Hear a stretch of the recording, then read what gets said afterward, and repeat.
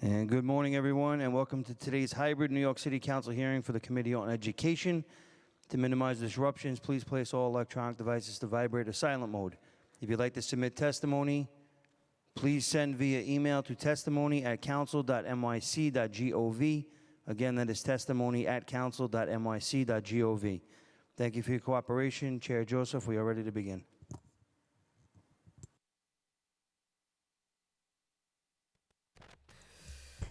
Good morning. We're about to start. Good morning and welcome to today's Education Committee hearing on Resolution 283. I'm Rita Joseph, Chair of the Education Committee. I would like to welcome everyone present here today and those witness testifying remotely. As a former public school student, public school teacher, through last December, as well as a current public school parent, advocating for our public schools is an issue that's deeply personal to me. I'm extremely concerned that in the upcoming school year, some New York City schools are going to lose significant funding in a way that will harm students still suffering from the effects of the COVID-19 pandemic. As my colleagues all know, the council voted to allocate an increase of $700 million more in city funding for DOE for the fiscal year FY23 compared to the previous year FY22. The city has the money to save our schools from cuts this year, which is essential after the absolute hell that students and teachers and administrators experienced during COVID-19. Remote instruction led to serious learning loss for students in New York City, especially vulnerable student populations. In fact, the pandemic has exacerbated inequities, thank you, and widened already existing achievement gaps, hitting disadvantaged students hardest, including low-income students of color, English language learners, students in temporary housing, and students with disabilities. Beyond the academic impact, the pandemic has also taken a huge toll on students' mental health, from the loss of family members to COVID or loss of jobs and economic security, and also has negatively affected students' social emotional development through long months of isolation from friends and classmates. The federal government allocated stimulus funding to states and schools districts across the country to address pandemic-related issues such as learning loss, mental health, and social emotional impacts on students and education budget shortfalls. Last year, the Department of Education used some of this federal stimulus funding to hold schools budgets harmless from enrollment declines.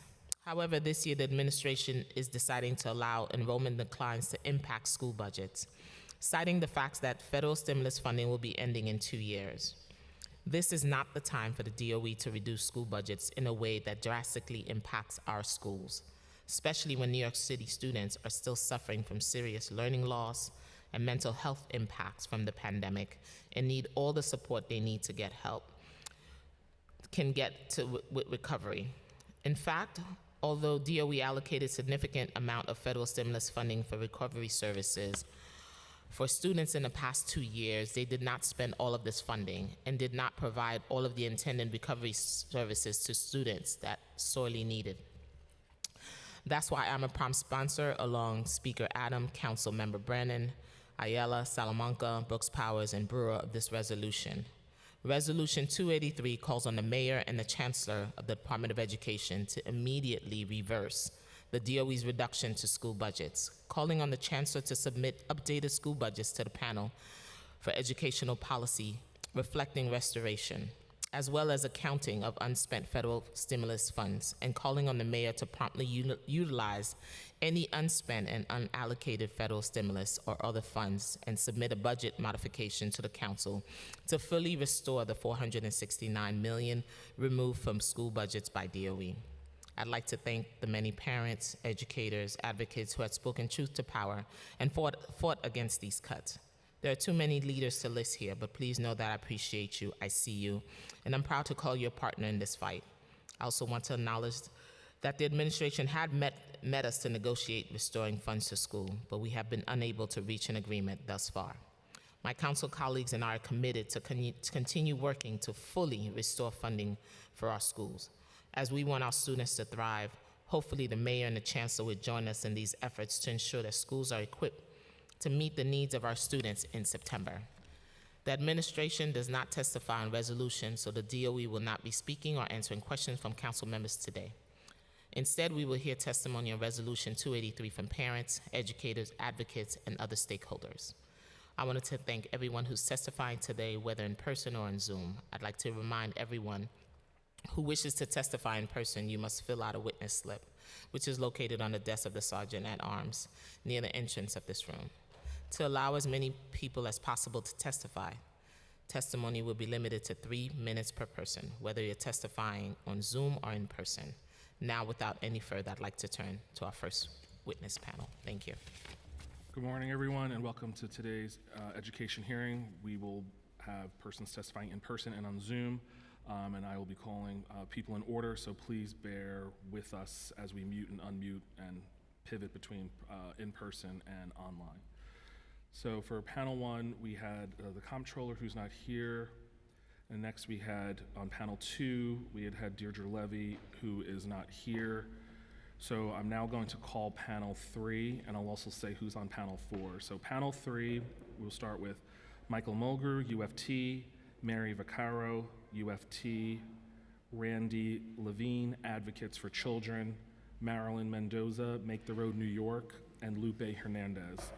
The panel after that will be Lainey Hameson, Class Size Matters, Farah Despines, New York City Coalition for Educating Families Together, Andrea Ortiz, New York Immigration Coalition, Dermot Myrie, and Chauncey Young, New Settlement Parent Action Committee.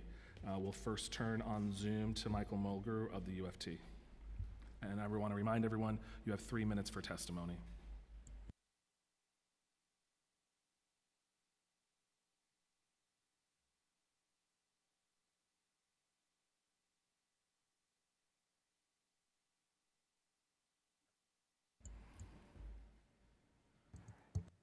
And for those persons on Zoom, we'll send you an invite to unmute. You just have to accept the invitation. So if we can go ahead and unmute Michael Mulgrew.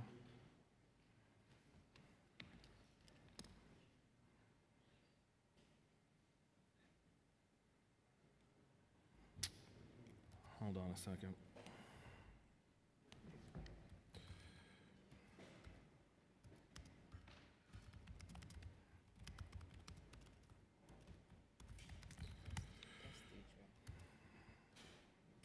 There we go. You're Thank you. unmuted. Thank you. I want to thank the council for holding another hearing on this really important matter. And I want to thank the council again for having this hearing on this important matter. And I want to get right to the point. I've had numerous conversations with both state and federal elected officials who are now starting to ask, since we've sent all this money, where is the money? Because they don't understand why there are cuts being done to our schools at this point. And you already know and have been well documented what this means to the schools themselves. And the Department of Ed is still trying to tell people it's not a cut, it's downsizing. And it's because they're now using their fair student funding formula, which they also admit is not correct. And they have now formed another committee to look at how to fix that, even though they insisted on the PEP voting earlier this year to put fair student funding back in its old format. So this whole thing now is becoming quite aggravating for everyone.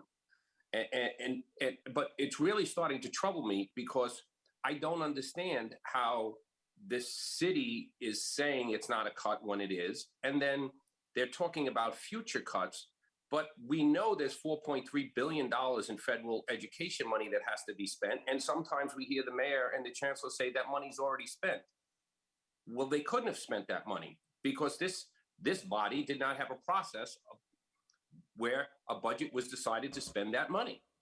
So the more troubling piece now for me is where I started. Where is this money? They seem to be insisting on not trying to, on doing the cuts, but at the same time, the state sent an additional $1.6 billion. We know there's $4.3 billion from the federal government. Where is the money? Has it been supplanted? Has this administration taken education money or it's just supplanted it in a different way in a different part of the budget? So now it's becoming very troubling that their insistence on not undoing these cuts is really starting to get to the point where we have to start looking very closely. And I know the controller's done a great job on this, and his number is the number that we believe is correct. 469 million is the cut right now.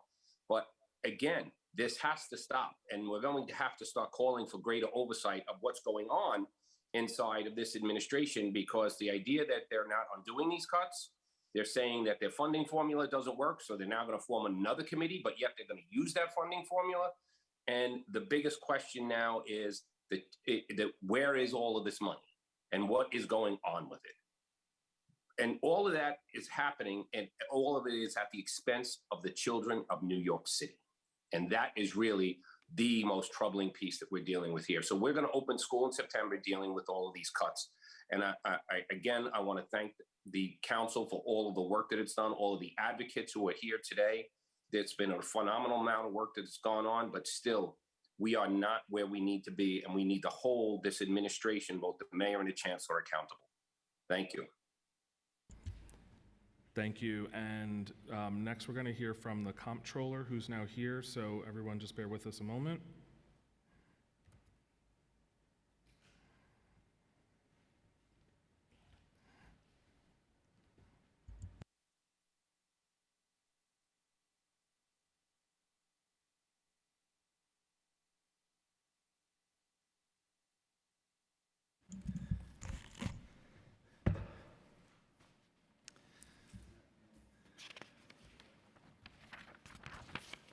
Thank you so much.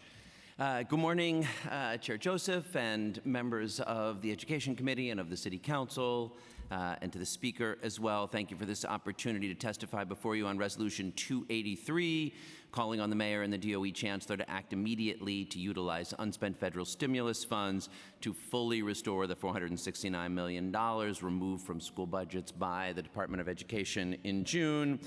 I fully support this resolution and its call for a responsible budget that restores unnecessary and harmful cuts to our schools before they reopen this fall. And while we're in the building, I strongly urge the mayor and across the street the chancellor to heed this wise resolution.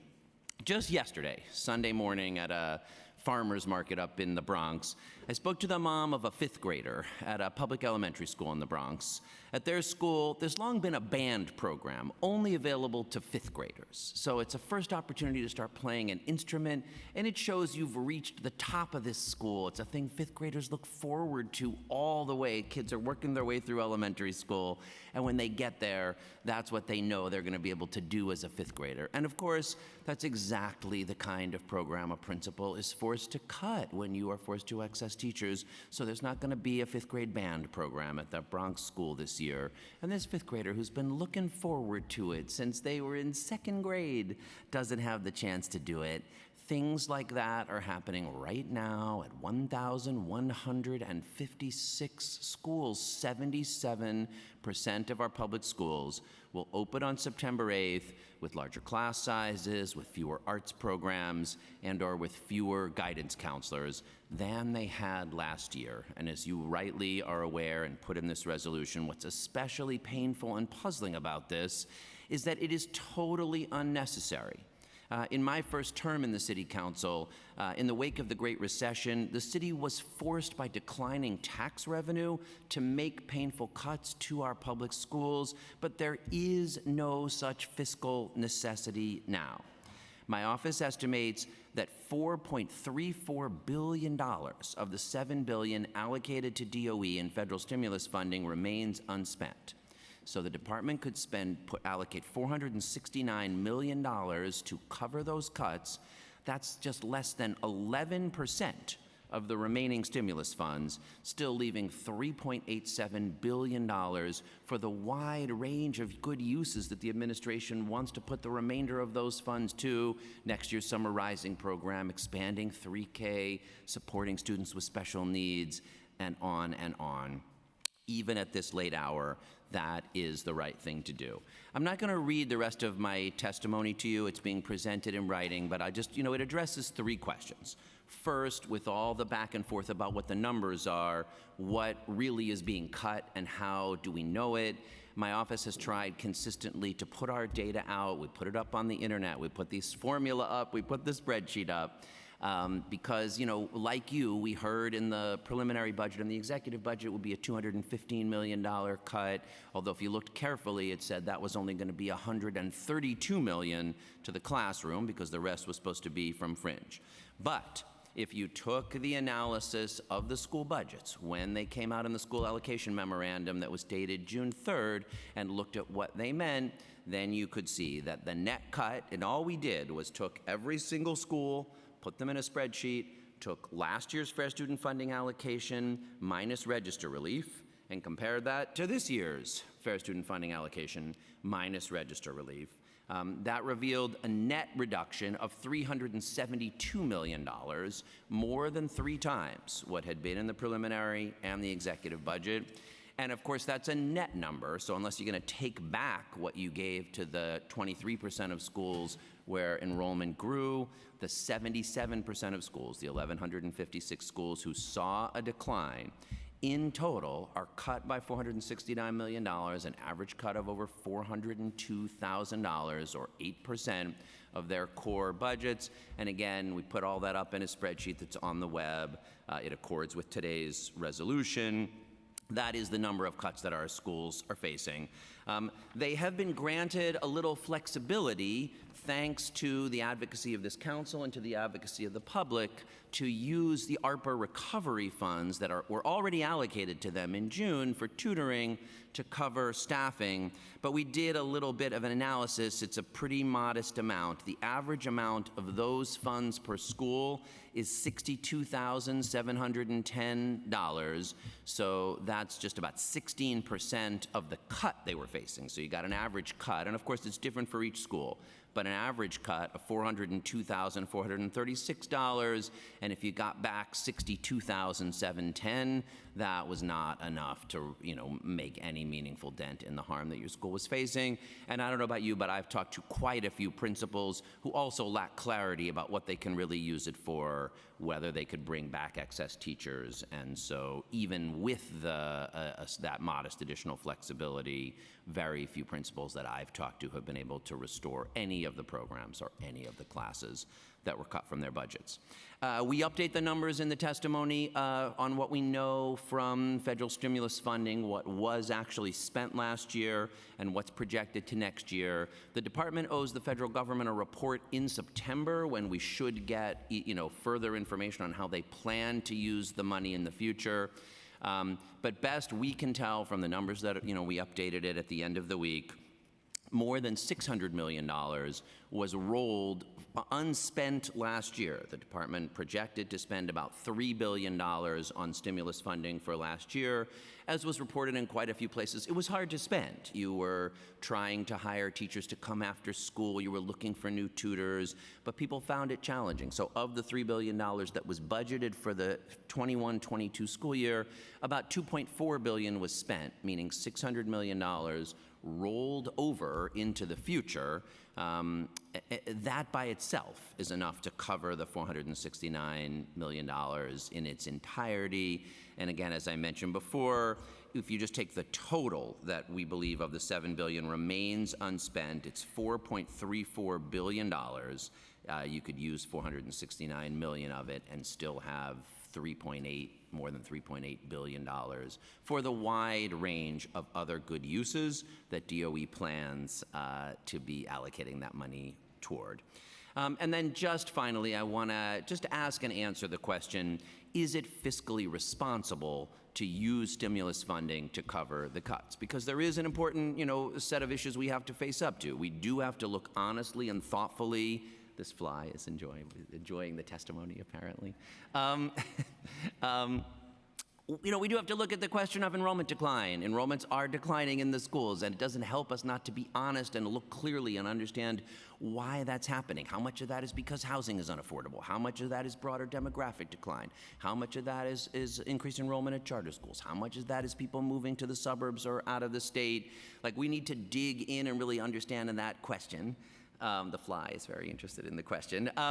It is one-time funding, and we need to be honest about that, right? So we need to think about the long-term issues as well. But we went through, and I'll say just a couple of things here. First, the stimulus funding can only be used for public education, and it has to be used by fiscal year 25. We can't save it. We can't use it for something else. So choosing not to use it to restore these cuts just doesn't help us do anything else.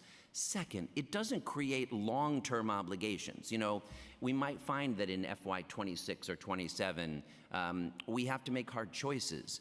And if we do, then the council will do it. But cutting that band program at that Bronx school today doesn't help you solve the FY 27 issues, because this is one-time funding. We can use it to cover the school cuts this year and still be very prudent in our long-term spending.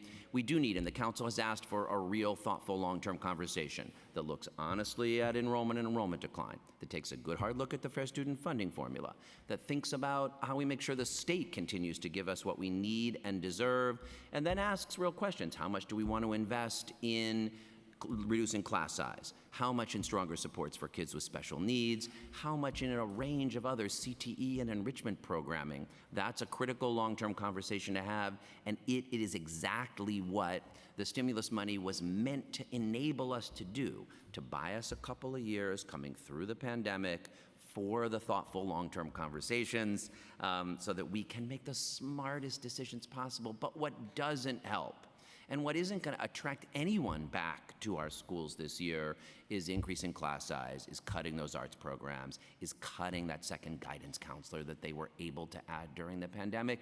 That is a formula for pushing more students away from our schools and continuing the cycle instead of turning it around, using the federal funds exactly as they were intended to strengthen our schools. And finally, this council and the mayor, I want to give you guys credit, because it is important to be looking at and boosting our long-term savings and being fiscally responsible as we face a potential economic downturn.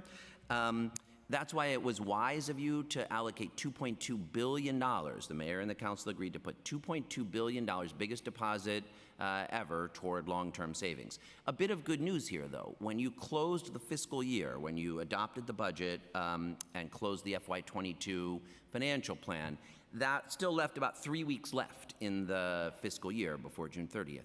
More than $800 million in excess tax revenue above and beyond the budget projections came in those final 3 weeks. So if you want to do something that's how do we prepare for the long-term future in the face of a potential downturn, work with the mayor to allocate that $800 million into long-term reserves. That would be a $3 billion contribution from last year, would take long-term reserves over $10 billion for the first time ever, and you could do that all while allocating the stimulus dollars to cover these school budget cuts, keeping the same balanced budget for next year, and having a budget that is fiscally responsible without making these cuts to our individual school budgets that really are going to show up in larger class sizes, in less enrichment programs, and in weaker schools at over 1,100 schools at this moment as we emerge from the trauma of the pandemic.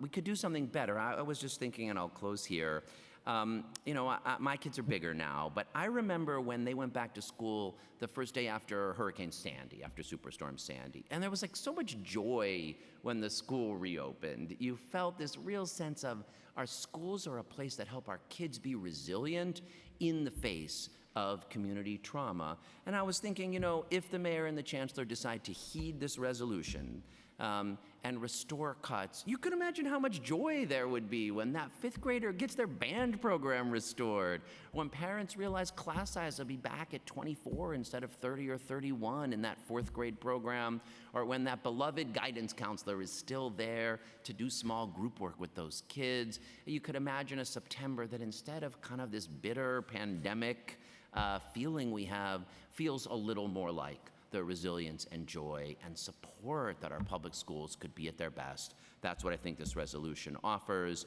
I really praise the council for all the organizing and the work you've been doing. Chair, to you and this committee, to all the council members who have been fighting to lift it up. I'm glad you're considering it even at this late hour. the mayor and the chancellor, by heeding it, could make an enormous difference for our schools this fall. Thank you so much for the time, and thank you even more for the resolution and for all your advocacy. Thank you, Comptroller Brad. I have one question for you. That report in September, when it comes out, how much details are going to be included in that report? It's a great question, and I wish I knew the answer.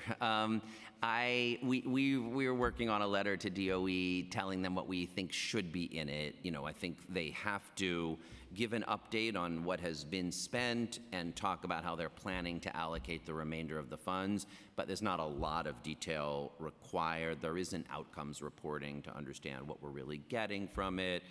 So hopefully, the department, in the interest of providing transparency to the council and the public, will, because so much good work has been done. There, as challenging as that funding was to spend, you know, I've heard a lot of good stories about the difference it made in tutoring. I think being able to offer summarizing last summer and this summer, you know, challenging to stand up an entire new program, but has really made things possible for parents and families and kids. So hopefully that report will give us really good fiscal reporting on what really was spent, what we know about what we got for it, what remains, and opens a conversation about what to do with it, which I really think then the council will have a good opportunity to engage with the administration, because there's quite a lot remaining to spend over the next 2 years, and it's a great opportunity to use wisely. Just for the record, we want to acknowledge we've been joined by Councilmembers Schulman, Narcisse, De La Rosa, Ung, Hudson, Lewis, Krishnan, Dinowitz, Lee, Farias, Hanif, and Stevens. For councilmember questions following the chair, we'll now turn to Councilmember Hanif, followed by Councilmembers Schulman and Farias, and councilmembers will receive 5 minutes for questions. You can skip me. Councilmember Schulman. Thank you.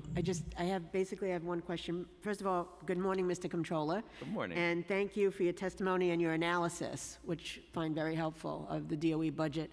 So one of the arguments that's being made by DOE as just sort of pushback with us is that spending per student is now higher with this new budget than it's ever been before. So that's one of the arguments that they make in terms of these cuts. So can you respond to that? Yes, and this goes to this issue of enrollment decline, which is a real one. It doesn't help us to, try to pretend away the data. Enrollment was declining modestly before the pandemic, and the pandemic has furthered it. Now, that's true all across the country. That's not, specific to New York City schools. And there's a little bit of work coming out of the Independent Budget Office and other places to try to pull it apart.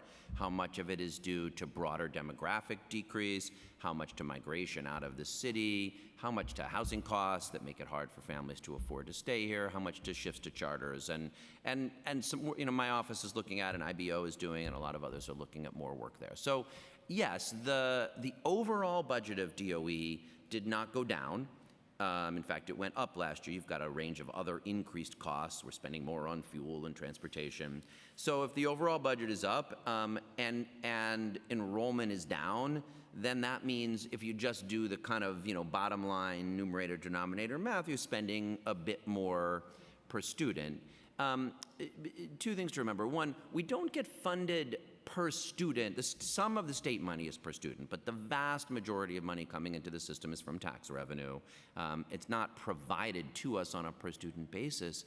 So if we have the same level of revenue coming in and modestly fewer students, that's a great opportunity to say, oh, we've long wanted smaller class size. So if we use this money wisely, we could reduce class size without spending any more money. I mean, long term you need to spend more, but or you could say, all right, we'll instead try to focus some extra of those resources on homeless students or on students with special needs or on students with mental health issues emerging during the pandemic, or on new programming that we decide. I give the mayor praise for the new dyslexia program, which I think is great.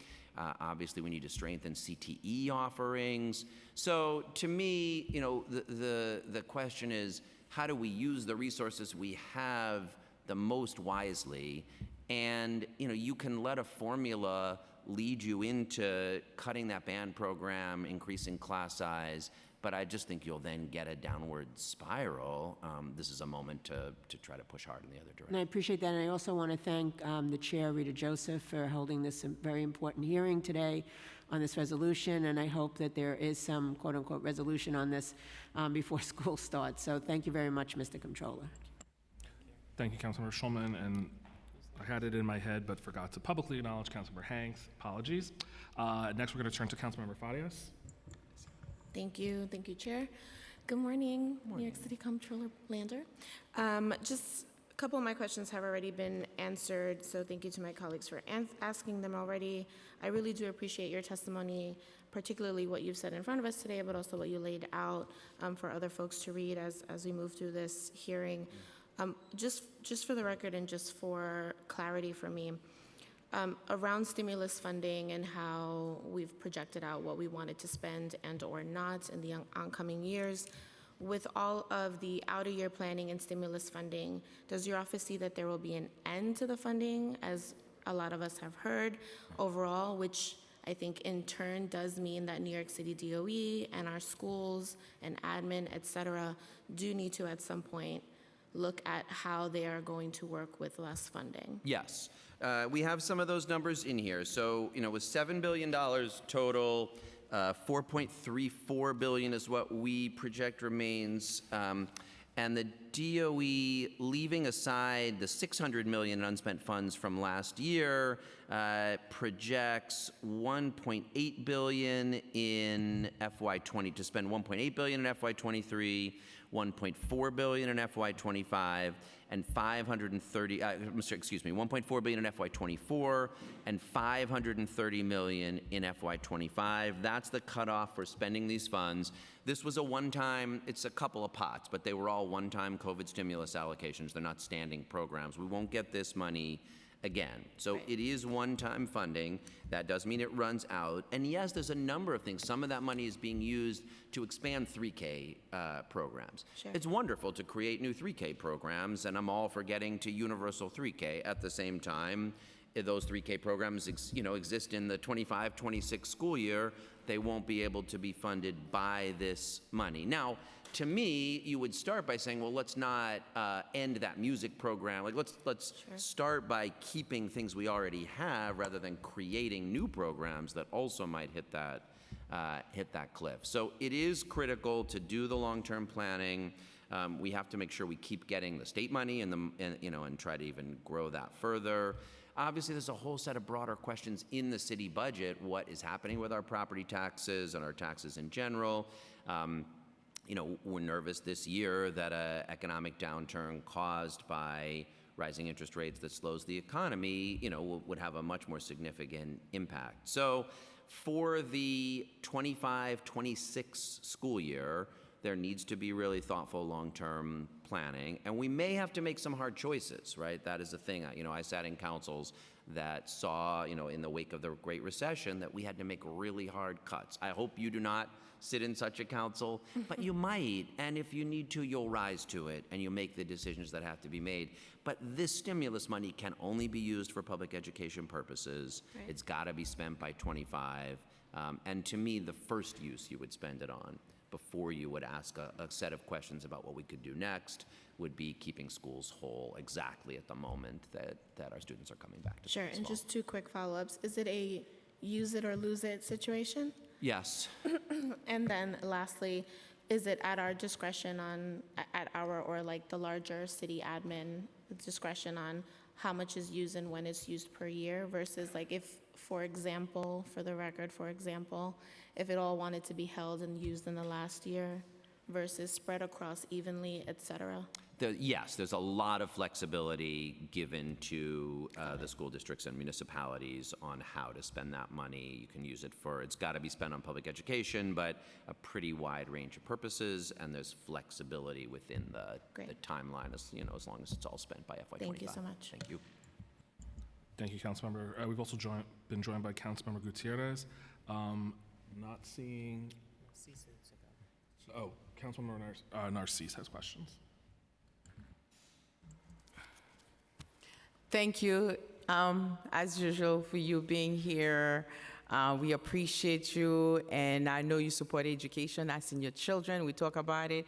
And as a mother of 4, myself, my kids from public school, I know how difficult it is for parents to know, like you just gave the story, a child having the first time to have that musical instrument, in their hands, and as a parent that support arts, that's breaking my heart, because I do believe every school building should have arts, because that's what saved a lot of us, myself including, to be express, to express who you are, to be on stage, to know who you are as a person. That's how it started for me on stage. So having said all that, if we, the council, don't put the money back, so which schools that you think gonna be affected the most? So we've put the list is up on the website. I didn't attach the spreadsheet to the testimony, but I'll try to make sure it's easy to find on the comptroller.nyc.gov webpage, because we have there a spreadsheet of all the schools, looking at that formula of fair student funding, net of register relief compared last year to the year that's coming. Again, it's 1,156 schools that are seeing reductions, some of them over $1 million, the average at 402,000. And yeah, you can see all the details there. So thank you, Chair, for the work you've been doing, and we need to push forward. As council, we are responsible. Don't forget, we're 31 women strong, so we understand, and we'll do whatever it takes to make sure. And don't forget, the speaker is the first Black woman, so we understand the importance of education. So thank you. Go ahead, Councilmember. De La Rosa has a question.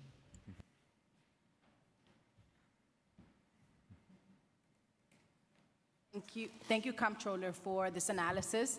I think there's a lot of important information in here, and thank you for being a champion for clarity around these cuts. I wanted to ask you, you listed in your testimony a few reasons why you believe that the cuts have happened, that the enrollment decline has happened.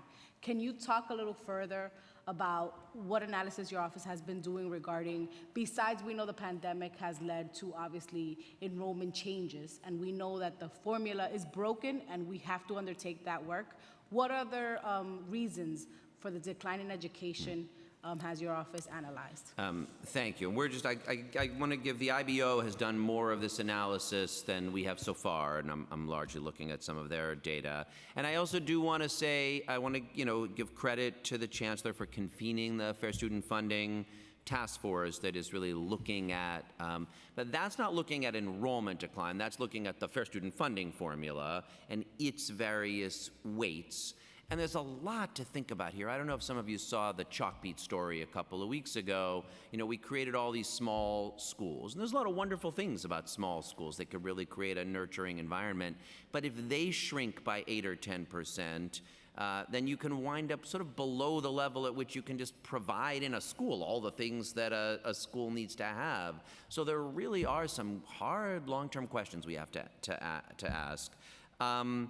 And yeah, I'm not prepared at the moment to kind of give different, how much is due to this. But I think we know there's a demographic shrinkage, like Americans in general are having fewer kids, and so there are slightly fewer kids coming up in generation in a whole lot of places. That's true across the board. Less true of immigrant families, but and so. Partly what happened was that the immigration decline that we saw during the Trump years, I believe, also, so you've got a lower birth rate, you've got a little less immigration, you have expensive housing, you have charter schools. The IBO does a thing. There's certainly, some of this is a shift from traditional public schools to charter schools. And then, yeah, you have a little increase in homeschooling, and you definitely have families who have moved to more affordable housing elsewhere in the region. All of those things are adding up. It doesn't look like at the beginning there was actually a move to parochial schools at the moment when they were open and the public schools were not open. But I know there's some new data out that suggests that actually the Catholic schools at least are seeing some of the same declines that the public schools are. So don't think that is too much. So, we should bring more data to the table. We should really be honest about what we're seeing. But then there's an optimism about it as well. Again, as I was saying, if you were getting the same amount in tax revenue and had, 10 or 12% fewer students, you could say, how do we want to, what do we want to do there? Do we want to have smaller class size? Do we want to expand more early childhood education options? Do we want to focus on kids with special needs or homeless students or kids with mental health needs? So that's the planning conversation. And what's so great is that the stimulus dollars buy us the time to have it. No one is saying we could ignore these questions. There will be hard choices to make, but there'll also be some great opportunities to start new programs. Let's use the stimulus funding to buy our schools one more year without cutting core programs that have been there for a long time as people are just coming back and trying to get on their feet, as we then continue the FSF task force, ask some of these broader questions, and make wise decisions into next year's budget. Thank you, and that concludes questions, Comptroller. Thank you for being here. Really appreciate the opportunity. Thank you, council members. Thank you, Chair, for doing this. Okay, we're going to go back to our Zoom panel. So we're going to call Mary Vaccaro from UFT.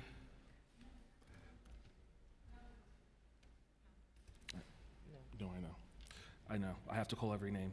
Thank you. Next, I'm going to turn to Randy Levine, Advocates for Children. Thank you for the opportunity to testify. My name is Randy Levine, and I'm Policy Director of Advocates for Children of New York. We are deeply concerned about the cuts to school budgets. Taking into account the Federal Register relief funding that schools received last year and are receiving this year, more than 400 schools serving more than 200,000 students are seeing cuts of over 10% to their fair student funding allocation. At more than 200 of these schools, more than 85% of students are eligible for free or reduced price lunch or other public benefits.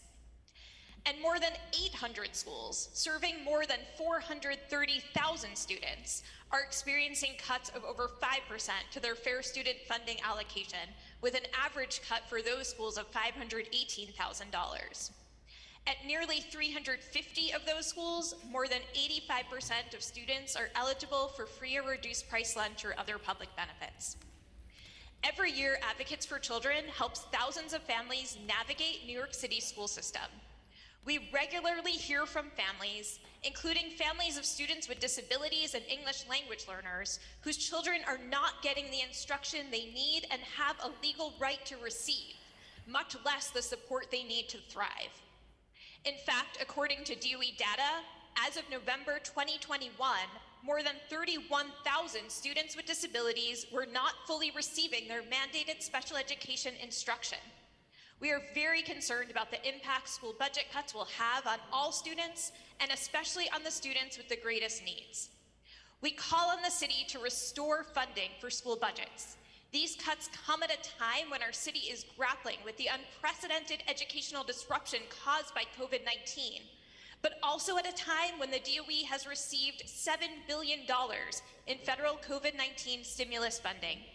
Students should not need to lose teachers or programs at a time when the DOE has received this historic level of funding. As the Comptroller noted, the city has the funding this year. As the City Council continues to negotiate with the Mayor, we want to ensure first that schools do not experience unnecessary cuts to their budgets. Second, that investments for students with high needs included in the fiscal year 23 budget, including shelter-based community coordinators, the mental health continuum, and immigrant family communication initiative, remain intact. And third, that federal COVID-19 relief funding allocated to important purposes such as special education services and restorative justice that went unspent in fiscal year 2022, as well as funding allocated to these purposes for fiscal year 23, get used as intended, and that this funding does not get diverted.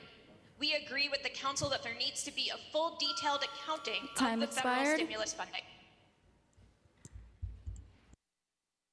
Finally, we want to emphasize the importance of thinking ahead about education in New York City and the DOE budget.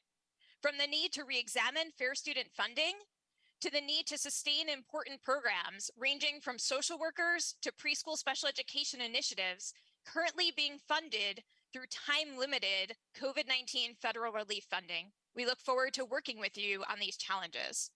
Thank you for holding this hearing and for the opportunity to testify. I would be happy to answer any questions that you have. Thank you. And the next person on this panel is Marilyn Mendoza. Not seeing her on. We're going to go back to our panel 2 as both witnesses are now present in chambers. So we're going to hear from Lupe Hernandez, a member of CEC District 2, and Deirdre Levy, PS 9.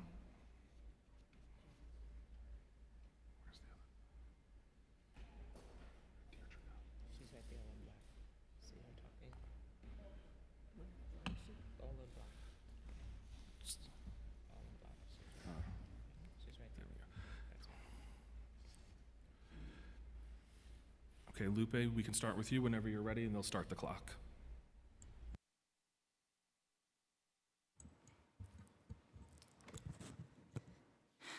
Thank you, Rita Joseph and the City Council Committee on Education, for introducing this resolution that asks to negotiate for the mayor to restore the education cuts. I am here today to express my concern about these budget cuts to New York City schools. Now is not the time for students and educators to have to make do with less. We saw in classrooms at the end of the year hard-won progress as children began to catch up from the pandemic learning losses. As they started to feel safe again and their parents and caregivers began to re-engage with the school, administrators were just able to take a breath and start planning on how to build on these improvements next year. And yet, you pulled the rug out from under them. According to the analysis by the comptroller, the DOE has millions of unused funds from fiscal year 2022 that should be rolled into the fiscal 2023, and a total of more than $4 billion in federal COVID relief funds that are set to expire over the next 2 years. Yet a reduction of school budget has been put forth. Why? We are at a critical juncture and need you to demand or negotiate with the mayor to restore the school funds now, not after the mid-year adjustment. Principals need to hire and maintain necessary staff now in order to meet the students' needs. Last year, for the first time, schools really had the means to provide the resources that all of our students need. We have not been meeting our students' need or their mandated needs for our students in special education or English language learners. They continue to be the most marginalized and impacted by these egregious cuts to our schools and their ability to provide paraprofessionals, therapists, enrichment programs that would help the whole child. Our schools are facing many challenges. Student headcounts for next year were grossly underestimated. My district alone in CEC2 had about 15 appeals, and yet we stand to lose over $60 million. Although we have had a decline in enrollment, both in NYC and SF saw the largest percentage of families leave due to the option of remote work and also the cost of living. This time allows a great opportunity to reduce the class sizes in New York City schools that would be more equitable to the rest of the state. Our class sizes are about 30% larger than the rest of the state. We also have asylum seekers that are settling here in New York City, and these students will be enrolled this September. Fair student funding should have been addressed, and these next 2 years allows us the time to really address this formula that has not been changed since it was created. Although the contracts for these services that serve these students have increased year after year. These weights do not adequately support our students with disabilities, our English language learners. They never supported our students in foster care or in students in temporary housing.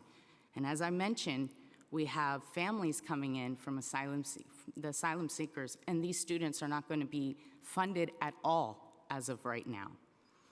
The stimulus funding allows us the time for the Fair Student Funding Task Force to really address these inequitable weights. Cluster programs, enrichments will be cut.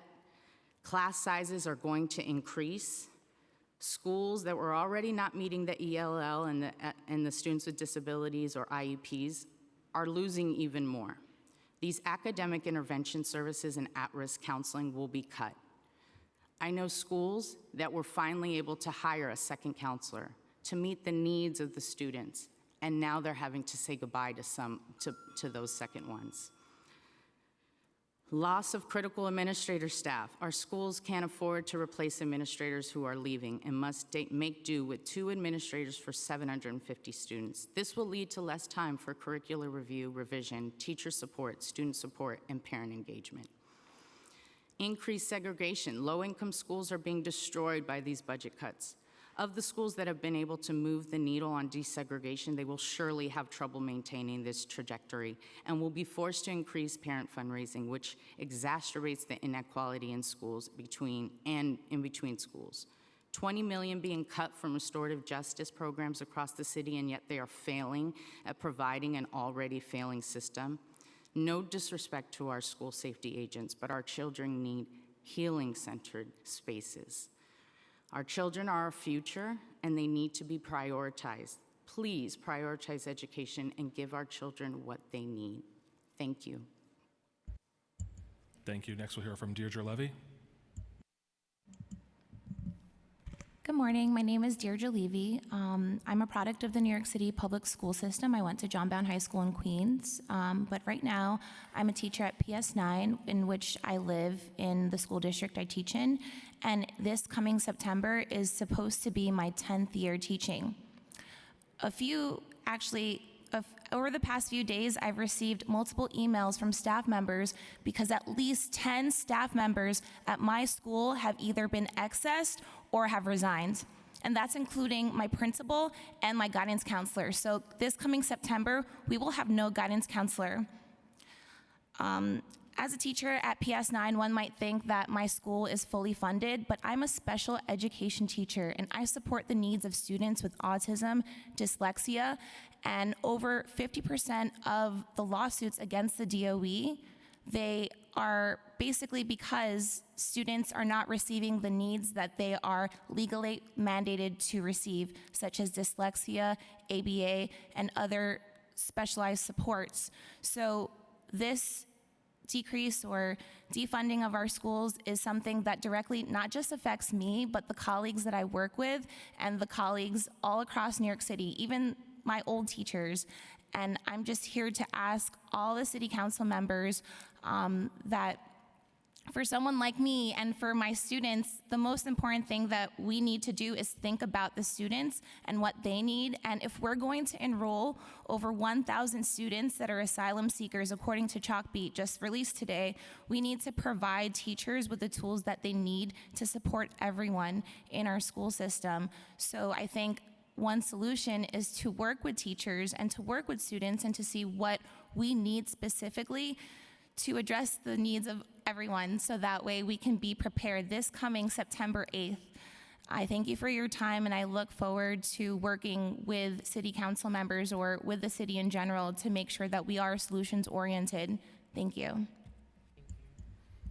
Thank you. And the next panel that we will hear from is on Zoom, Lainey Hameson, Farah Despines, Andrea Ortiz, Dermot Myrie, and Chauncey Young. And I apologize if I'm mispronouncing names. The panel after that will be Christiana Nelson, Cherie Gibson, Ellen McHugh, Lauren Clavin, and Patrick Joseph. We'll first turn to Lainey Hameson.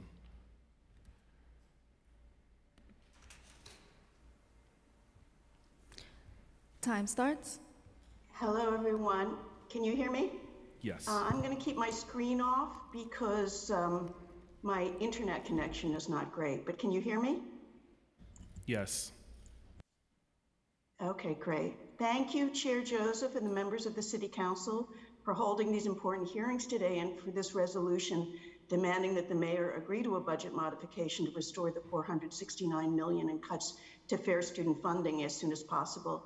We hope that the mayor listens to voices of parents, teachers, students, and elected officials speaking in unison about the damaging impact of these cuts on our schools just when our children need stability to reconnect and recover from the disruptions caused by more than 2 years of a pandemic, which is still with us. 2 additional points. We found that as of yesterday, August 21st, the actual level of cuts from schools' overall budgets was $1.29 billion compared to their fiscal 22 Galaxy budgets. More specifically, more than 1,500 schools saw cuts, while only 68 saw increases. The schools that were cut experienced an average cut of $865,000, or about 11% of their budgets. We also analyzed the total amount of funding that was added to school budgets through school allocation memos after August 21st in fiscal 22 and found that they totaled about $356 million, so that we can expect if no funding is restored, the total actual cuts will be close to $1 billion. If there is an agreement with the mayor and a budget modification to restore at least the fair student funding portion of these cuts, we urge you also to ask for a memorandum of understanding to specify that the additional funds must be used to return schools to last year's FSF levels. This MOU should also specify that the additional funding should be distributed to schools in a separate budget allocation memo as soon as possible and before the start of the school year. It would also be optimal if the council could negotiate a separate terms and conditions to require DOE to regularly report several times a year on the actual funding provided to school budgets, both the totals and at the individual school level. In future years, the council should seriously consider asking for a new unit of allocation that would be a subset of general ed and special ed U of A's to reflect school level budgets, or else we may never be sure in advance which funding is actually provided to schools and which will be used for other purposes within the hugely non-transparent budget of the DOE. A few other additional points as to the Fair Student Formula, which is neither fair nor adequate in many days.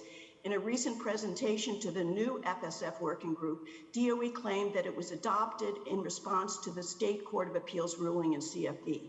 But this is only true to the extent that DOE officials were expecting the additional billions in state funds would help them increase funding in the formula to 100%, which did not eventuate until last year. In fact, then-Chancellor Klein intended that the formula would give principals maximum flexibility as how to spend the funds, rather than address the specific deficiencies specified in the court decisions, such as excessive class sizes. In fact, the FSF formula has worked against the ability of schools to lower class size, and the task force created by the council in 2019 surveyed principals, of whom 80% identified large class sizes as a consequence of the formula. So one of the recommendations of that task force, and I hope the new working group, is that DOE must develop a class size reduction plan with specific milestones and timelines to be attained outside the formula. Thank you very much. Thank you. And next on our list was Farah Despines, but I do not see her on. So next we will turn to Andrea Ortiz from the New York Immigration Coalition. Time start. Good afternoon and thank you. I'm Andrea Ortiz, the Senior Manager of Education Policy at the New York Immigration Coalition, and we are members of the citywide Education Justice Coalition, New Yorkers for Racially Just Public Schools. We are here because New York City must stop the cuts and immediately restore $469 million in funding to our public schools, because all students deserve caring, culturally responsive, and healing schools. City officials must restore the $469 million in cuts with available federal academic recovery relief funding to provide the holistic services, programs, and resources all students need and deserve in the aftermath of the pandemic. And because these budget cuts come at a time when the system must meet the moment to support 1,000 new refugee newcomers. Right now, instead of focusing on these unconscionable budget cuts, we should be focused on enrolling asylum-seeking children at schools that are well prepared to meet their needs and that have the deep expertise in supporting students in learning English for the first time. We should be investing in programs like the NYCC's Life Project, which has been extraordinarily successful at engaging immigrant community-based organizations to enroll children in pre-K and 3K programs. Let's face it, these public school cuts are unnecessary and cruel and will disproportionately affect historically underserved schools and communities. Cutting school budgets while simultaneously increasing policing budgets suggests policing Black and brown bodies is more of a priority than investing in children. There is no excuse. We can use the more than $4 billion left in unspent federal funds.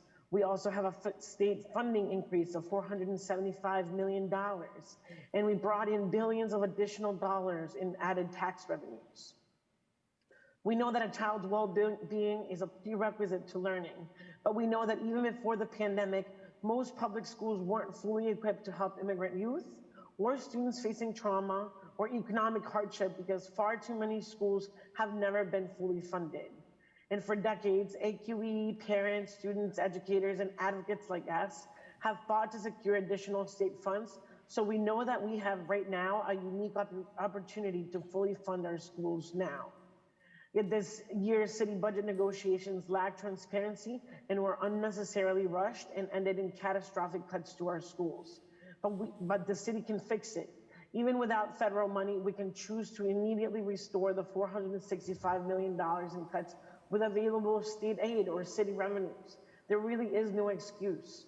Budgets are moral documents, and we need to make sure that our city's children are invested in. Thank you very much. Thank you. And next we'll turn to Dermot Myrie. Time start.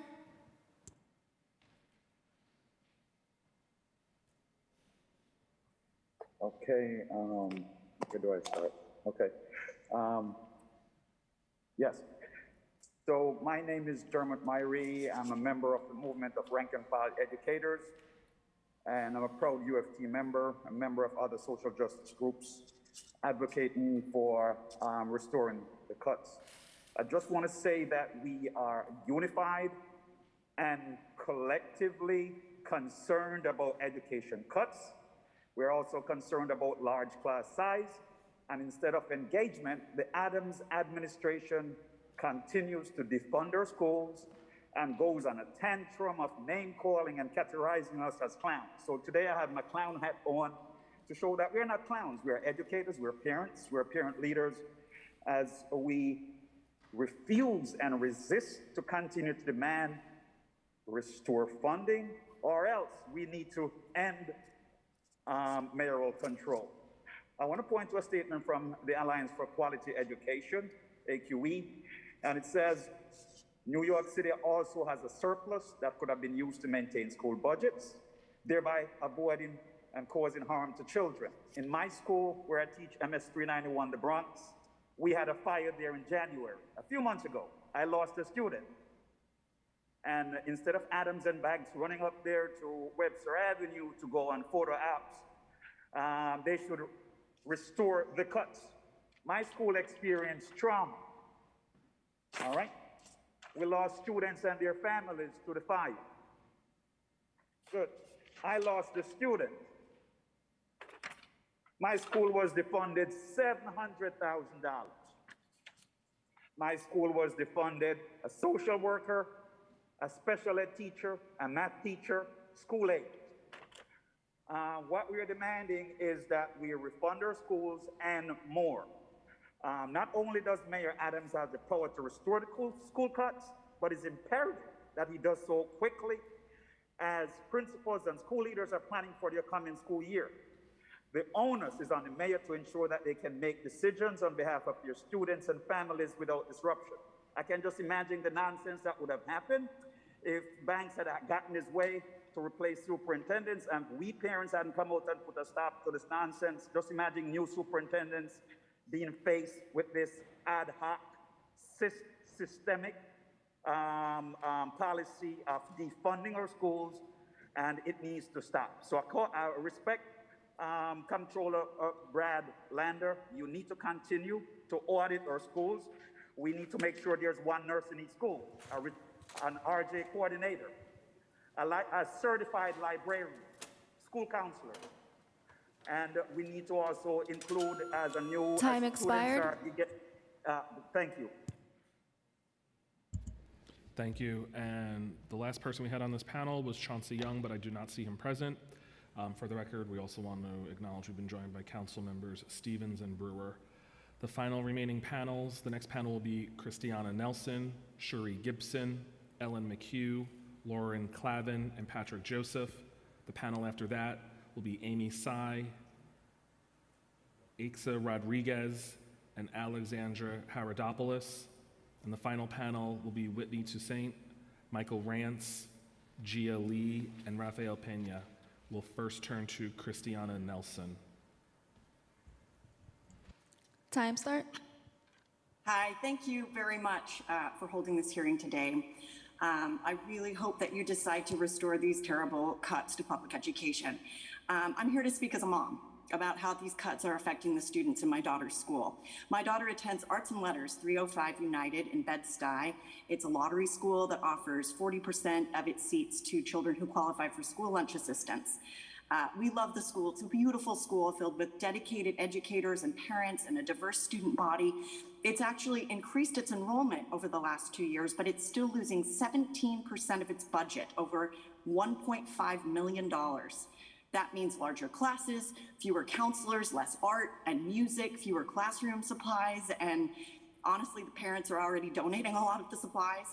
But most importantly, it's a slap in the face to the educators, students, and parents who've already suffered through 2 very difficult years. My daughter is actually a pandemic success story. She has a visual disability and an IEP, and that means that since kindergarten, in addition to her vision services, she's required physical therapy, occupational therapy, counseling, and she's required to be in an ICT classroom with 2 teachers. Well, this year with smaller class sizes, she was able to get more of the individual support that she needed, and she experienced huge growth academically and emotionally.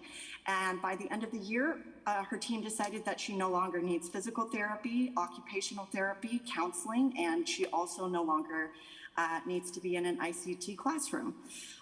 My daughter has a really passionate, knowledgeable, devoted team of teachers and specialists, and they showed up every day of this pandemic, often at risk to their own health. They have kids of their own, that they showed up every day to help my daughter learn and grow. And now, instead of rewarding their hard work and their successes and supporting them, you're asking them to do more with less. It's immoral, it's wrong, and it needs to be fixed today.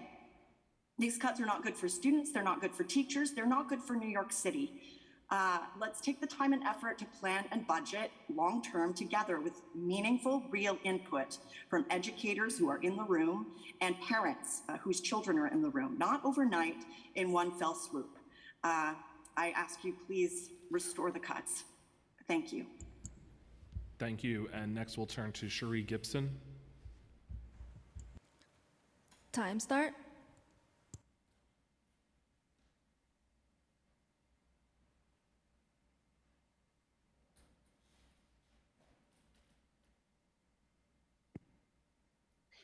Hi, good morning. My name is Cherie Gibson, and I'm speaking as a Queens parent leader, as well as I am currently a newly appointed BP appointee to the panel for education policy.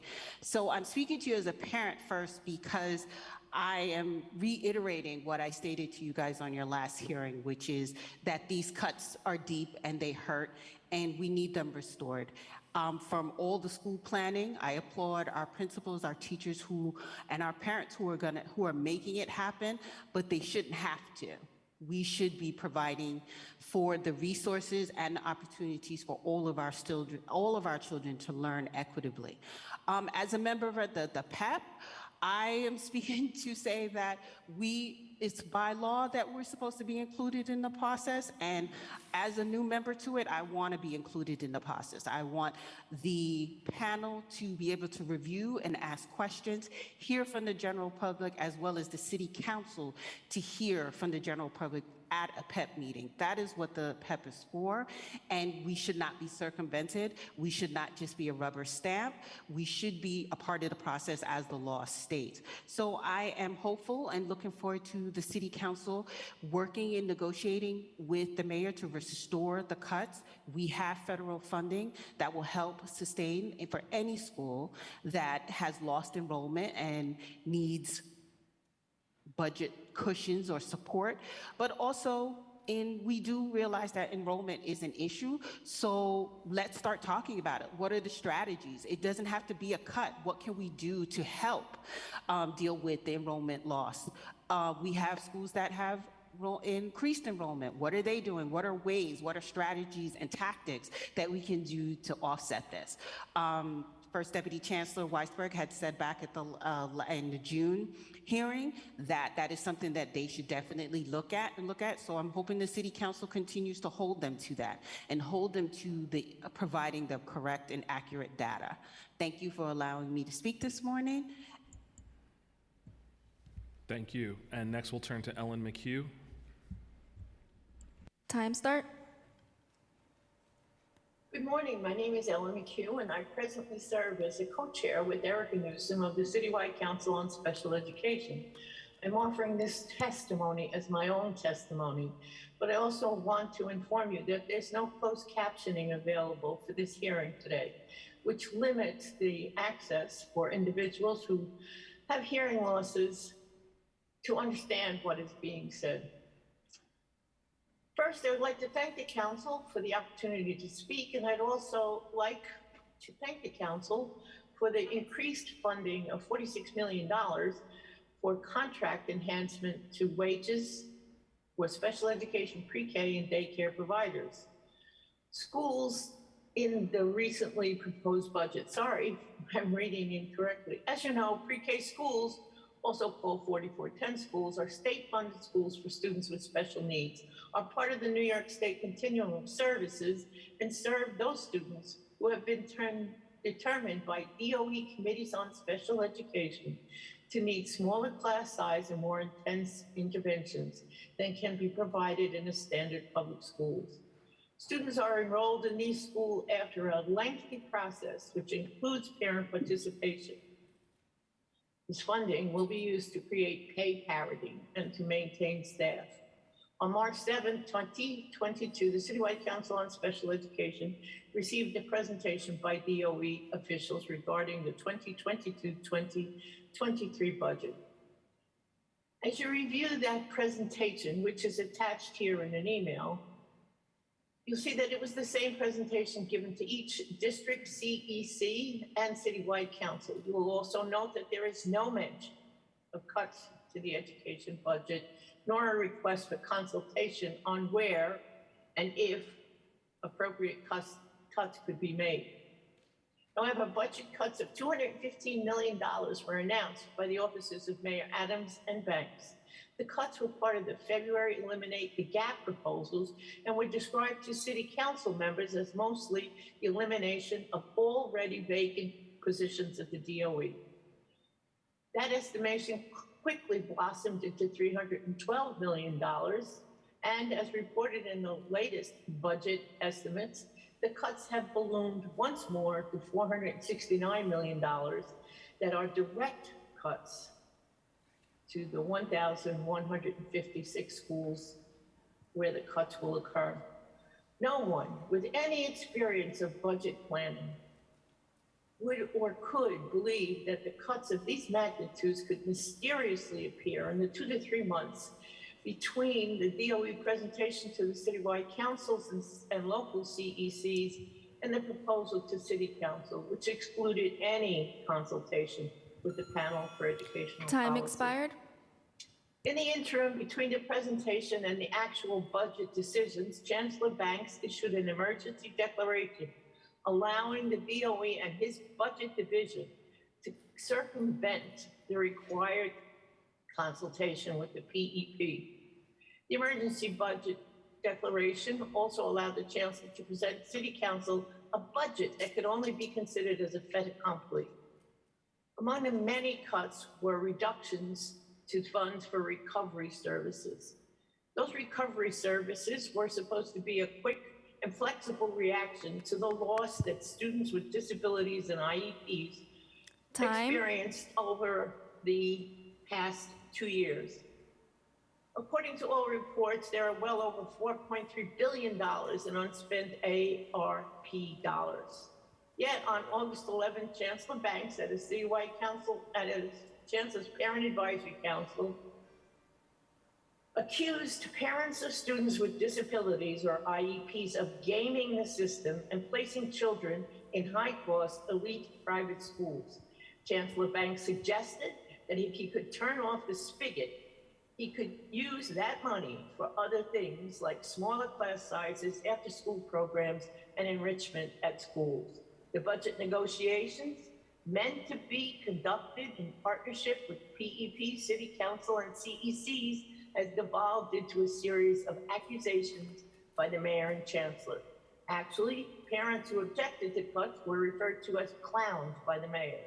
It is my fervent hope that City Council will adequately being informed of budgets, can come back to the community for all parents of all students in the New York City public school system with a rational and well-constructed budget for all students.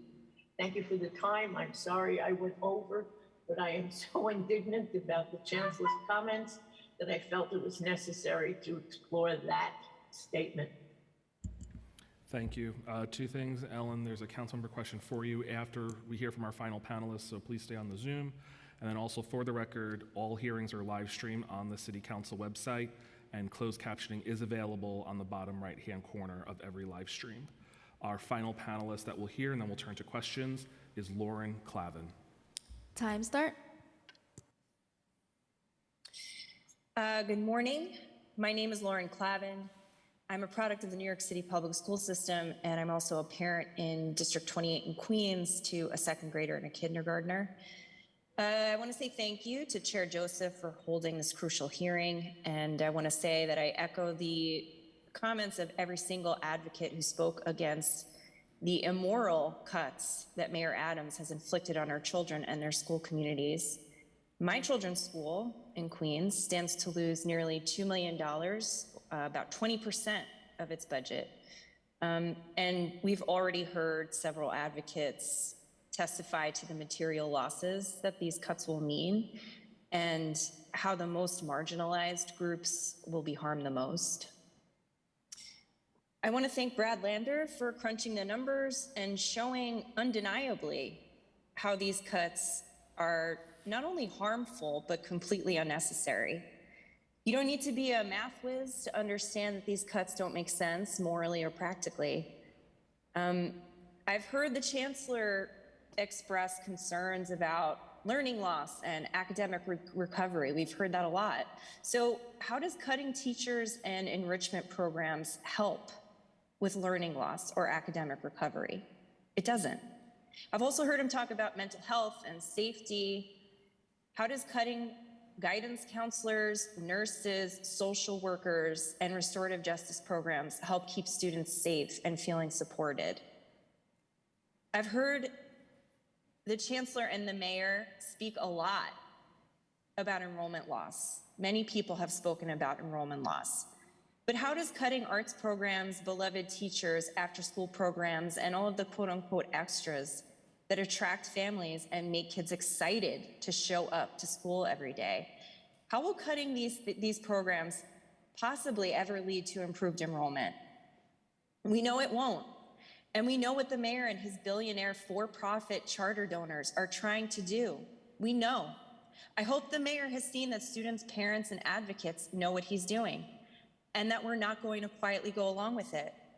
Public schools belong to the people.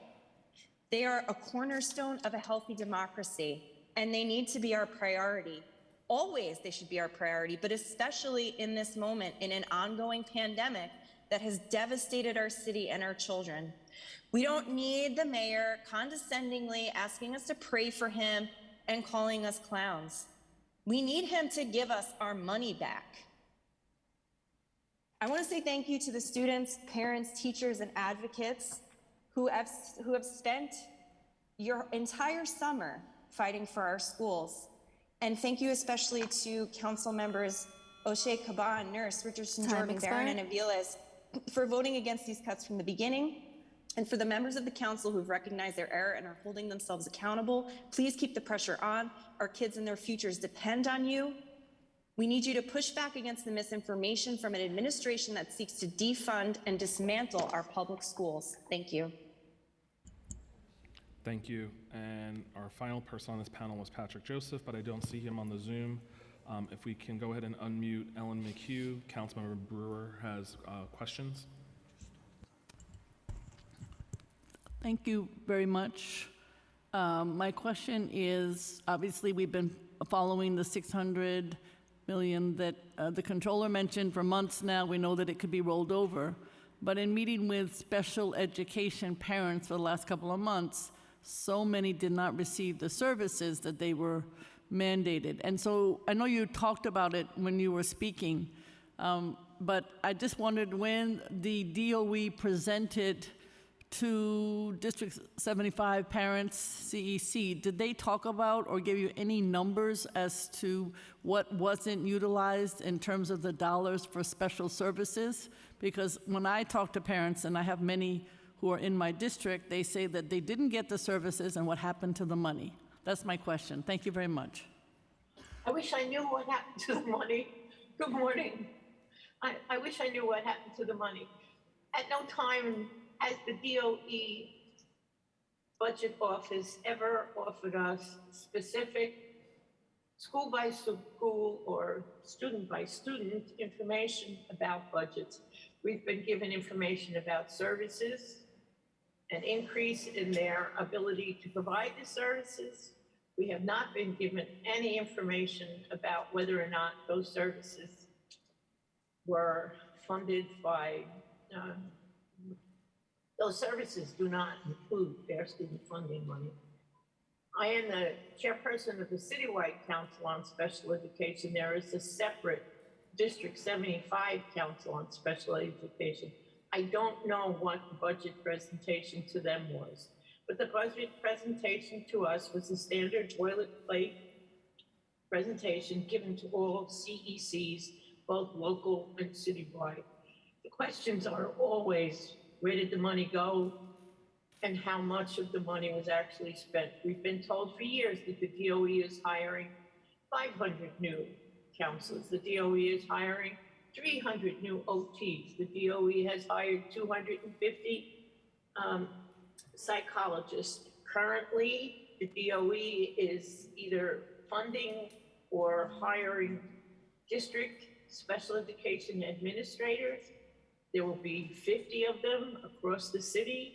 There are vacancies in many of, no, I shouldn't say many. There are vacancies in some of those positions. Those positions are there to support the superintendent of local districts with an understanding of what special education services are being provided, which areas and or schools are in need of more special education services, which students or types of students are being identified. Thank you. The restructuring has not helped us understand the budget. Thank you very much. Thank you. And the next panel we will turn to is Amy Tsai, Aixa Rodriguez, and Alexandra Haradopoulos. We'll first turn to Amy Tsai. Time start. Can you hear me? Yes. Good morning. Good morning, Chair Rita Joseph and members of the Education Council for the committee. My name is Amy Tsai. I am the Vice President of New York City SAFT for Special Education and District 75 Policy. I'm also a CC member for Citywide. I am also a parent of 5 children, all currently in District 10 and 11, who attend a school with various different settings. I would want to ask for our City Council members who have the fullest autonomy to make sure that schools are fully funded for this upcoming school year. We need to make sure that more than $469 million return back to our teachers, our leaders, our principals, to make sure that there are adequate programming, adequate supplies, and adequate services for our students in special education, English language learners, also as well as temporary housing students and foster children. We all know that last 2 years during the pandemic, we suffered from COVID, and we still do, because we still have families that are dealing with COVID positives across the summer. We want to make sure that social emotional are included in regards to restorative justice, returning back, and making sure that social workers, guidance counselors, and supportive members of the community are part of our schools. A lot of our schools prior to the pandemic have lost a lot of these programs. And due to the pandemic, they were very dire. I come from District 10.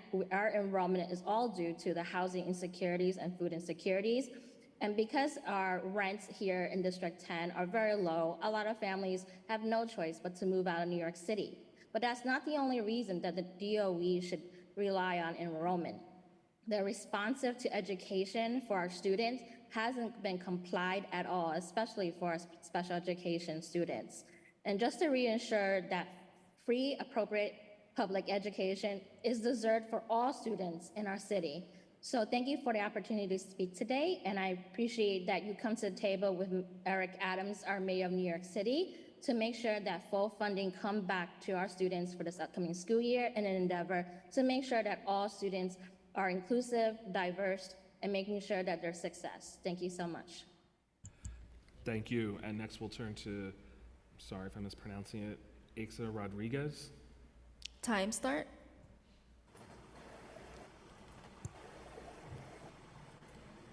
Hello, can you see me? Can you hear me? Yes, we can. Hi, how are you? Okay, thank you for letting me speak.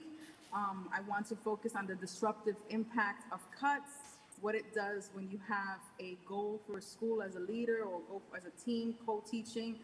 This disruptive impact impacts training that we've tried to have, certification, people being forced to teach out of their certification area. This instability creates this erosion of trust. And if we're talking about enrollment decline, but we're doing everything to push people out, it doesn't make sense. And it creates a situation where the quality of education is lowered because you're asking everybody to patch holes here and there and teachers to teach out of license. You're eroding the built-up co-teaching groups, which often have an L teacher, which is what I do, a SPED teacher, and a content teacher in high school 3. And these relationships are important to giving quality services to the kids that we serve. Another thing that we're concerned about is that under the previous chancellor, there was already a working group that talked about the FSF and how it needed to be fixed. That was dismissed and thrown in the garbage and their contributions disregarded.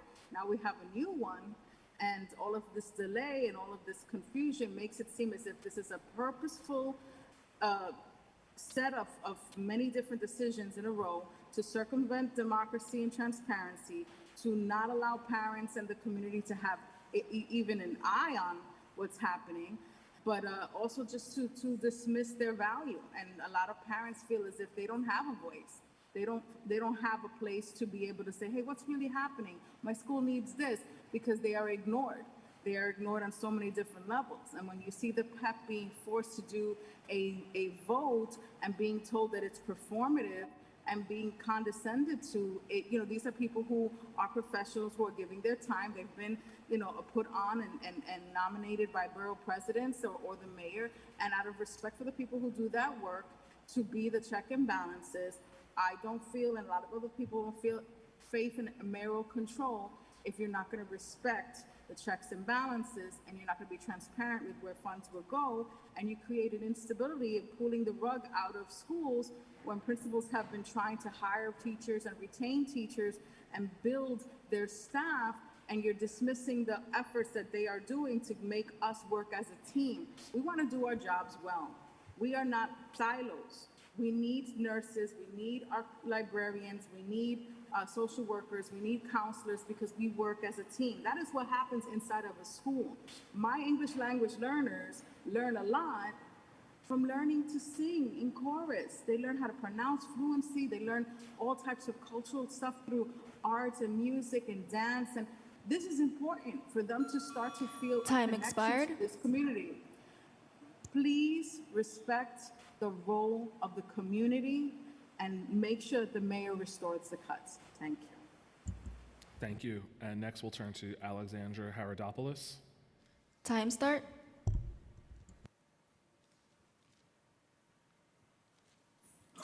All right, hello. Thank you so much for having this panel today and giving us the opportunity to speak. I'm a former public school student, now a teacher in the DOE. I literally have pictures of me protesting with my teachers budget cuts since the 3rd grade. So this is nothing new, but it has to stop.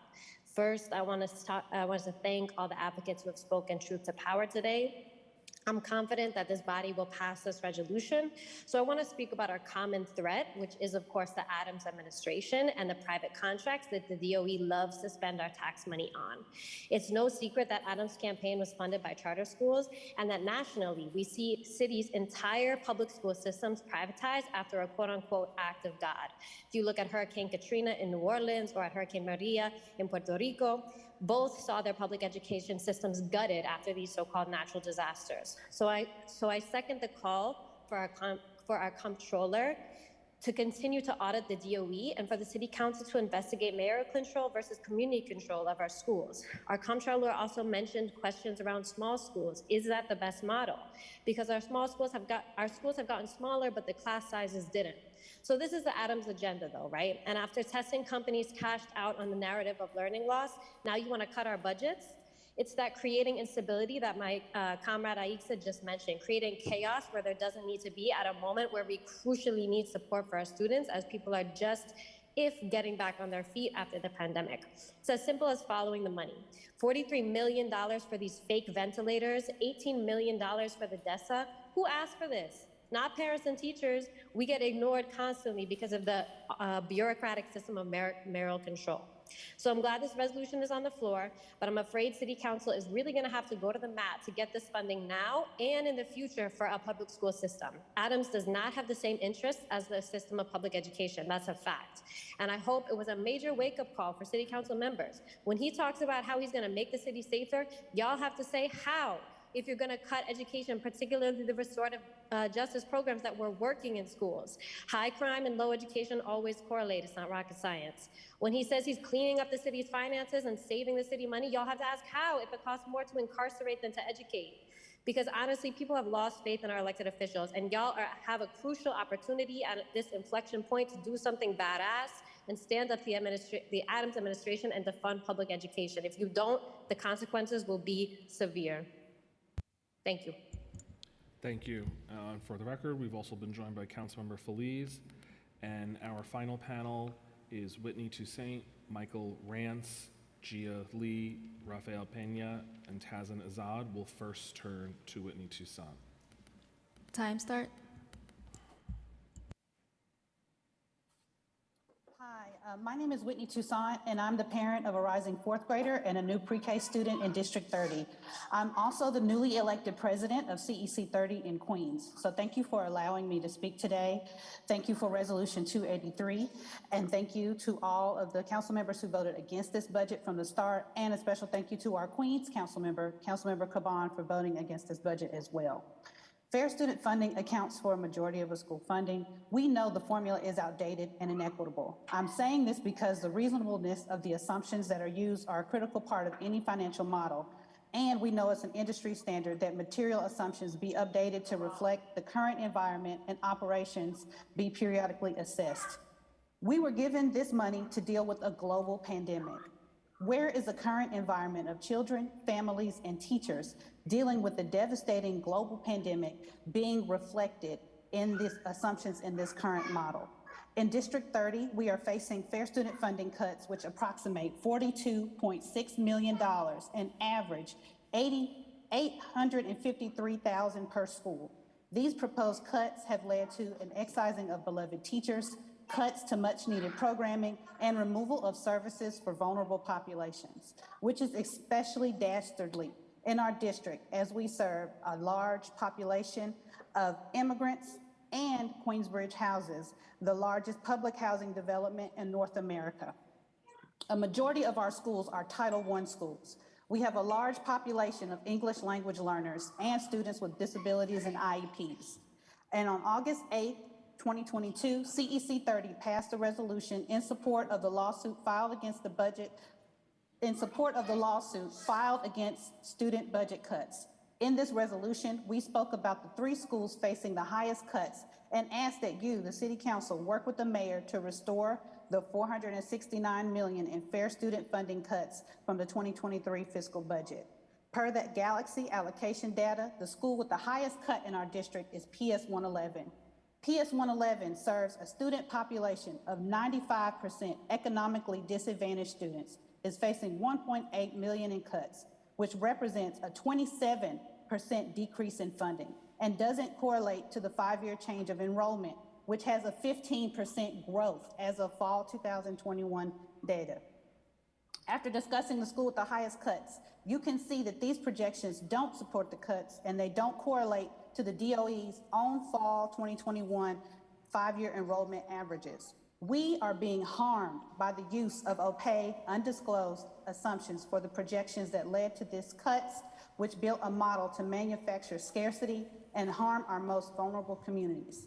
This is not a coincidence. It's baked in discrimination. Furthermore, now that District 30 is one of the districts that will be serving the influx of asylum-seeking students, these cuts are even more detrimental to our district. In Queens, we are said to be the world's borough. Only 3 schools in our district aren't facing cuts through fair student funding. 2 of these schools are new schools with being grades added each year, and the third only reflects a minimal gain of $66,000. Why are we in the world's borough being forced to welcome these families and their children in need with such a scarcity-driven mindset? Stop asking us to make $1 out of 15 cents. Resolution 283 is a start. Please continue to fight to get our schools the funding they need and let us know what is going on with these funding models. You have a public that can follow the numbers and make sure the assumptions and weights are well supported. We should not be here begging for funds. There is $4 billion in unspent funds just sitting there. We are tired of the manufactured scarcity when it comes to our children and their schools. Fund our schools, pay our teachers. The money is there. Spend it on educating our kids instead of useless consultants and a system that feeds them to the carceral system. Thank you. Thank you. And next we'll turn to Michael Rance. Time start. Great, thank you so much. My name is Michael Rance, and I am with Lainey Hamston and Class Size Matters. Now, on the subject of fair student funding, when it was first imposed in 2007, several advocates at the time pointed out that it would be far more preferable to enact a system that seeks to calculate the school staffing needs and then provides the dollars to meet them. And indeed, there are several programs that are not subject to the fair student funding model and are instead funded on the basis of need to staff entire classes rather than individual students, as a previous funding system provided. For example, pre-K and pre-K classes, for which the DOE is spending more than $1.8 billion, are not subject to the fair student funding formula. Instead, these classes are capped at 15 to 18 students per class, with 1 classroom teacher and 1 classroom paraprofessional. Special education pre-K classes are capped at even smaller levels with additional service providers. The DOE also provides additional funding to each school to sustain gifted and talented programs with enrollment lower than 18 students in grades K through 3, though the regular class sizes in these grades can be as large as 25 in kindergarten or 32 in grades 1 to 3. Now, this additional funding totaled more than $2.8 million last year and allowed schools to keep gifted classes in some schools as small as 6 to 8 students per class. To preferentially fund smaller classes and gifted classes would enlarge disparities and inequities rather than narrow them. Now, along with class size increases, the fair student funding system also helped create another negative phenomenon, the absent teacher reserve. Principals were incentivized to access their most experienced teachers, since their higher salaries would have to be covered by the school rather than centrally, as was the case before the fair student funding system was developed. Combined with the budget cuts started in 2008 and numerous school closures, hundreds of experienced teachers were let go from schools, which created a large absent teacher reserve pool, costing the DOE more than $100 million per year. By 2018, the cost of the ATR had grown to $136 million per year. Now, starting in 2019, the DOE offered to a small number of principals to pay for some ATR teachers centrally, even if they were placed in schools. Then, during the pandemic, the DOE placed the majority of ATRs in schools permanently and covered their salaries centrally, helping to lower class size and no cost of schools, which significantly shrunk the pool. This move was publicly opposed by Dan Weisberg, then the executive director, and now first deputy chancellor. The ATR pool was hugely wasteful in terms of funding and human potential. Teachers were paid their full salaries to be roving substitutes when they could have been placed permanently in schools to provide support to the students. Time expired. And keep class sizes as small as possible. We risk that the ATR pool will again increase this year if these budget cuts to the schools are not restored. Already, 700 teachers were accessed by the end of June, but the previous policy of DOE to allow these teachers to stay in their schools by paying their salary essentially is no longer in effect, according to an internal DOE presentation from July. Now, at budget hearings in late June, Weisberg claimed that he did not expect the reemergence of a large ATR pool, but it is hard to see how this will be avoided. Now, this brings up the central question. Will all the damage done to students by these budget cuts and the disruption to school communities, including increased class sizes and loss of art and music programs, really lead to significant cost savings? It's hard to see how so. Thank you.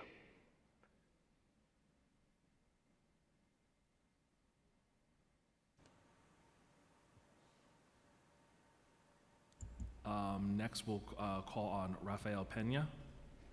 Time start.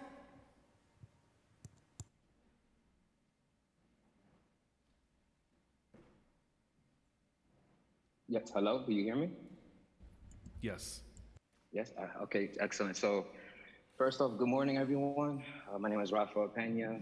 I am a product of the K through 12 public education system, also a product of the CUNY system, graduated post-dos, Neiman College. And I am also a proud and grateful member participant of the NYC Men's Teach program. This year is actually gonna be my first year teaching. I'm gonna be in the Bronx Middle School. I'm really excited for it.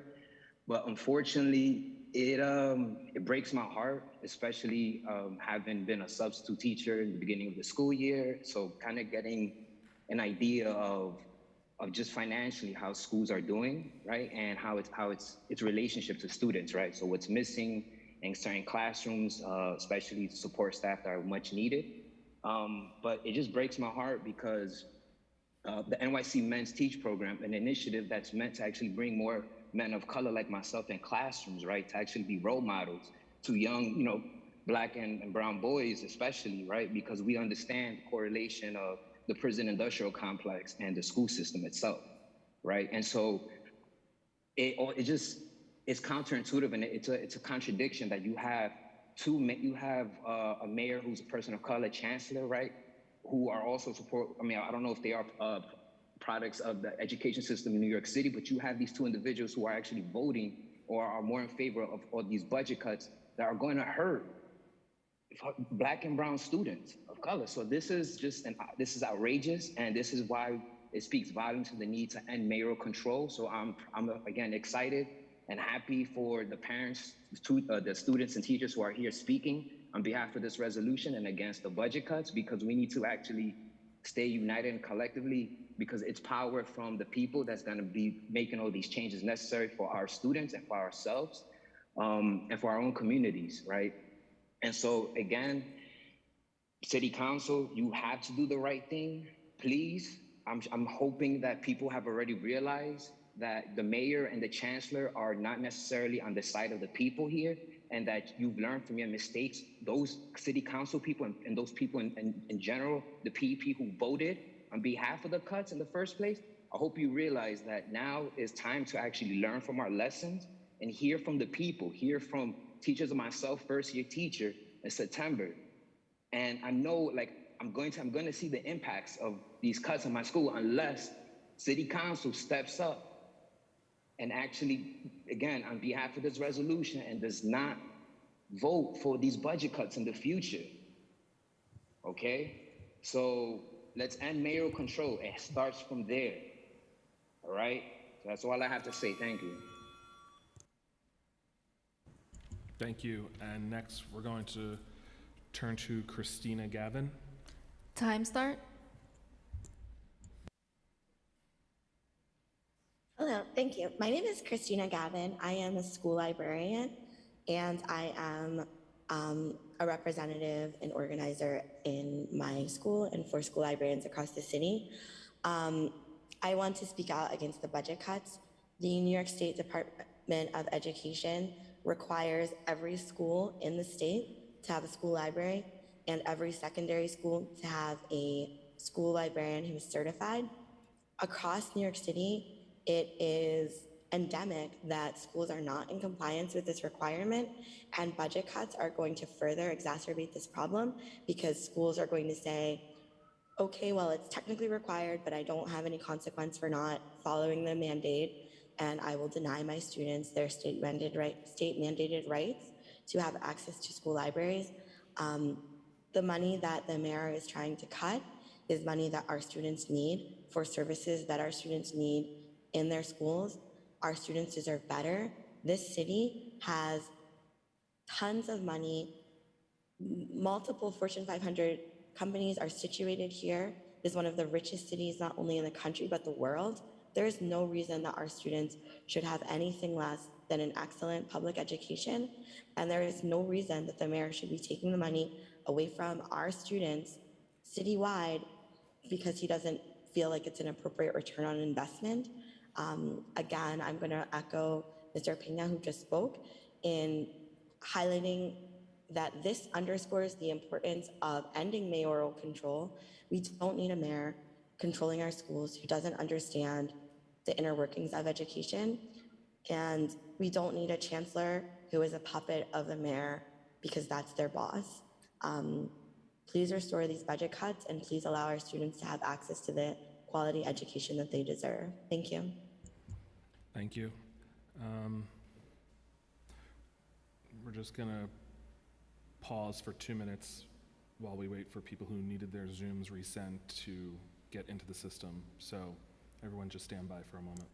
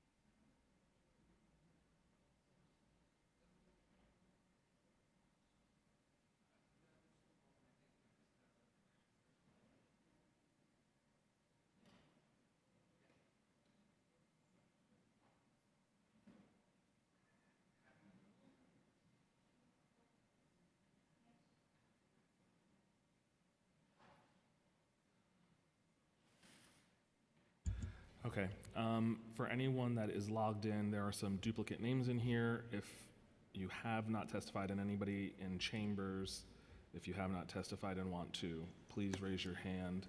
You'll be given 3 minutes. Someone's being named. We're first going to turn to Tazan Azad. If we can go ahead and unmute them. Okay, you're unmuted. You can go ahead and begin your testimony. Time start.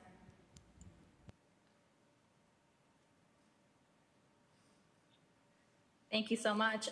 Good morning, everyone. My name is Tazeen Azad, and I'm the mom of 3 public school students, and I am a Title I PAC alternate in my school, as well as the Brooklyn Borough President's appointee to the panel for education policy. So according to our the definition of our position as a panel member, we are identified as significant policymakers, which makes us uniquely qualified and situated to provide perspective on all things DOE. However, egregiously, our expertise as PEP members was undermined as the city and the city council had moved forward with adopting a budget that was underfunding or defunding the education budget. In that, I would want to highlight that many of the panel for education policy members, majority of whom were Brooklyn Borough President's appointees, had declined to vote or voted no against the fair student funding, which is a component of the educational budget. And that sort of component had, I imagine, never reached the city council in sort of impacting the deliberations as to whether or not adopting a budget that was not unanimously passed by the panel to begin with, as we saw a lot of inequities and a lot of underfunding that we had raised concerns around. Now, I also want to sort of highlight that as a policymaker on PEP, I have the ability to look through all of the contracts that pass our desk and deliberate and vote on it. Now, let me highlight that none of the contracts that have been previously adopted and that have been on the docket now were removed or reconsidered based on this budget cuts. And so we see that the disproportionate amount of impact of these budget cuts falls on therefore the schools. And so we have to really ask where, if everybody is impacted by these cuts, or are they just schools where our students are situated? So I'm here in solidarity with our youth and our parents and our school staff that have so vocally and so consistently asked for the refunding of the educational budget. And I'm in full support of the resolution here today and really, really appreciate you pushing the mayor to commit to funding our school as he had promised on his campaign trail. Now, the panel members prior to me had highlighted the impact of these budget cuts. I want to also reiterate that the DOE has often said that this budget cut would be what they called right sizing. Now, I want to make sure that everybody understands that. Meaning for that means that we go back to school buildings without nurses. We go back to school buildings with the lack of Black and brown teachers who were recently hired through decades of advocacy on the ground, requiring our teaching staff to look like the students that they teach. We would go back to counselors serving more than capable amount of cases that they could address in a common sense way. We would go back to nurses that are hired through intermediary that we can't sort of sustain because Central is not hiring them the way that we need. Our OT, PTs are not being provided with effective spaces to render their service, let alone be hired. So our students with our special ed students and our English language learners are being undercut systematically. So I move all of the members to vote for the resolution and hold the mayor and the DOE accountable. Thank you. Thank you. And next we'll hear from Gia Lee. Time start. I thank you so much, City Council members. My name is Gia Lee. I'm a special education teacher in District 1. I'm also a parent of the system and a member of the movement of rank and file educators. We need our budget restored. We were already underfunded. From my understanding at Senator John Liu's town hall this past week is that the state provides funding. It's up to the city to make sure that that funding reaches our school children. Right now, I know that special education services, lawsuits are probably one of the largest chunks of our education pie. We can prevent that if we ensure that every single student with an IEP is provided with the services that they're legally mandated to have at school. Right now, because of these horrendous budget cuts, we're seeing students looking into the 22-23 school year, going with fewer services, not getting their mandated amount of OT, PT, speech, even having special education educators provided for. That is illegal. It's also unconscionable. As a special educator of 23 years, I can tell you what class size does. And if we continue with this budget, we know that class sizes are just going to balloon. Part of the rhetoric of the mayor and the chancellor is one of, well, the school system isn't serving our students. And I think that that's been briefed with many of the panel mayoral candidates, or appointees. We know that to be not true. We've been systemically underfunded. This is an issue of conscience. Please lead with your conscience and vote for this resolution to restore the budget. If possible, provide more for our students so we can give them everything possible. Thank you. Thank you. And that concludes all public testimony for this hearing.